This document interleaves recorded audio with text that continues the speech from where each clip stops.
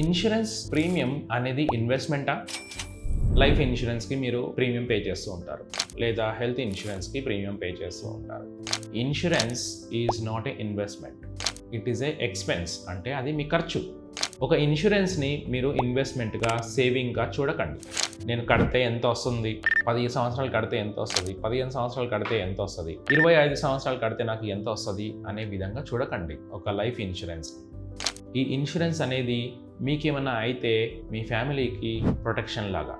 అంటే మనము కార్లో డ్రైవింగ్ చేస్తూ ఉంటే సీట్ బెల్ట్ లాగా, బస్లో డ్రైవింగ్ చేస్తూ ఉంటే ఎమర్జెన్సీ ఎగ్జిట్ లాగా, ఫ్లైట్లో వెళ్తూ ఉంటే ఎయిర్ హోస్టెస్ వాళ్ళు చెప్తుంటారు, please wear your seat belt. ఒకవేళ ఎమర్జెన్సీ ల్యాండింగ్ అవుతే ఇక్కడ ఎమర్జెన్సీ డోర్ ఉంది, పోనీ ఇక్కడ ఎమర్జెన్సీ డోర్ ఉంది, ఇది వాడండి అని చెప్తారు. That is called as protection. Insurance is a protection. ఇన్సూరెన్స్ని ప్రొటెక్షన్ లాగా చూస్తే మీ ప్రీమియమ్స్ చాలా తక్కువ ఉంటాయి, చాలా తక్కువ. అదే మీరు సేవింగ్స్ లాగా చూస్తే చాలా ఎక్కువ ఉంటాయి, రిటర్న్స్ చాలా తక్కువ ఉంటాయి. ప్రీమియం ఎక్కువ, రిటర్న్ తక్కువ. ఇదే డిఫరెన్స్.